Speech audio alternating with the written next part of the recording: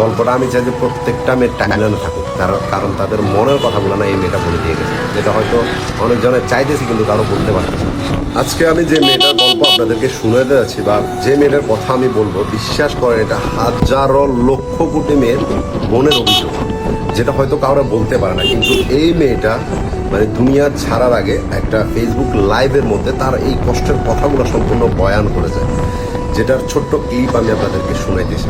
ভাবলাম যখন চলেই যাচ্ছি একটু সাজুগুজু করে নি।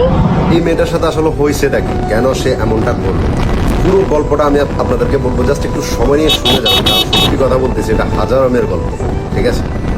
মেয়েটার যখন 6 বছর বয়স, তখন তার বাবাকে নাকি অন্য একটা জায়গায় একটা মহিলার সাথে করে বিয়ে দিয়ে দেয়, এবং প্রত্যেক দিন রাত্রে কিন্তু তার বাবা তাড়াতাড়ি চলে আসতো বাসায়, কিন্তু ওই দিন রাত্রে দেরি করে আসছে। আর আসার পরে তার মাকে জড়িয়ে ধরে অঝরে কান্না করছে যে তার সাথে এমন এমন একটা ঘটনা ঘটছে।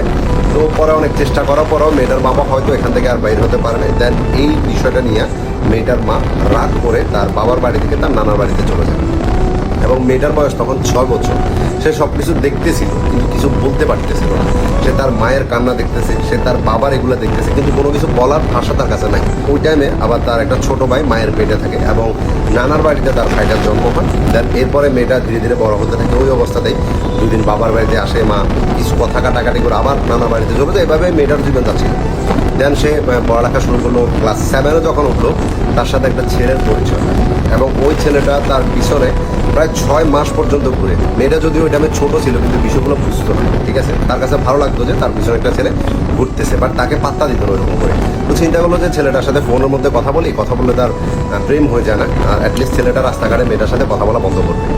এরপরে যে ধীরে ধীরে কথা বলা শুরু হয়, তো ছেলেটার একটা কথা মেয়েটার অনেক বেশি ভালো লাগে, সেটা হলো, আমি দুনিয়াতে সব থেকে বেশি ভালোবাসি আমার মাকে, আর আমার মায়ের পরে যদি আমি কাউকে ভালোবাসি সেটা তুমি আমাকে ছেড়ে যাও না। আর এই একটা কথায় মেয়েটা আটকা পড়ে যায়, আর ওই ছেলেটার মায়ায় পড়ে যায়। কয়েকটা মাস এভাবে তাদের রিলেশনশিপ চলতে থাকে। এর মধ্যে হঠাৎ করে মেয়ের পরিবারের বিষয়টা জেনে যায় যে সে একটা ছেলের সাথে কথা বলতেছে। এরপরে মেয়ের বাবা তো ইচ্ছা মতো করে, এরপরে মেয়ের মাও মেয়েটাকে অনেক বেশি করে। দেন এই অবস্থাতে সে দেখতে যে তার পরিবারকে কোনো মতে মানানো সম্ভব না। ছেলেটা মেয়েটা তারা দুজন পালিয়ে যায়। পালিয়ে গিয়ে কী করে, তারা বিয়ে করে ফেলে, কোর্ট ম্যারেজ করে।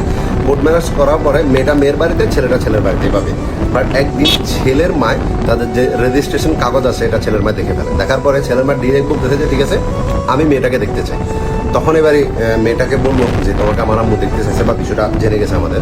যেদিন ফার্স্ট টাইম ছেলেটার মায়ের সাথে দেখা করলো মেয়েটা, ছেলের মা বলতেছে যে আমার এই মেয়েটাই আমার লাগবে, কারণ এই মেয়ের মতো বউ আমার ছেলের জন্য পাওয়া যাবে না, ওরা আমার পছন্দ হয়েছে। পরে ছেলের পরিবারে মেয়ের পরিবারের কাছে বিয়ের প্রস্তাব পাঠাইতে সুন্দর করে, কিন্তু মেয়ের পরিবারের কেউ রাজি হয়নি। তারপরও মেয়েটা তো আরও ছেলের আগে ছাড়া থাকতে পারবে না, যেহেতু বিয়ে করে ফেলছে। তখন মেয়েটা ছেলের বাড়িতে উঠে এবং ওইখানে থাকা শুরু করে। সে চিন্তা করলো যে মায়ের বাড়িতে অনেক অভাব, অনেক কষ্ট সহ্য করছি, অ্যাটলিস্ট আমার হাজব্যান্ডের বাড়িতে বা আমার প্রিয় মানুষটার বাড়িতে হয়তো জিনিসগুলো আমাকে সহ্য করতে হবে না। অনেক খুশি ছিল। কিন্তু বিয়ের পরের দিনই মেয়েটার সাথে এমন এমন ঘটনা হলো, সে বুঝতে পারতেছে যে হয়তো সে অনেক বড় একটা ভুল করে ফেলছে। কারণ মানে ছেলের পরিবারের কথাবার্তা অনুযায়ী মেয়েটার সম্পূর্ণ দোষ, মানে মেয়েটা ছেলেটাকে দিয়ে বিয়েটা করছে।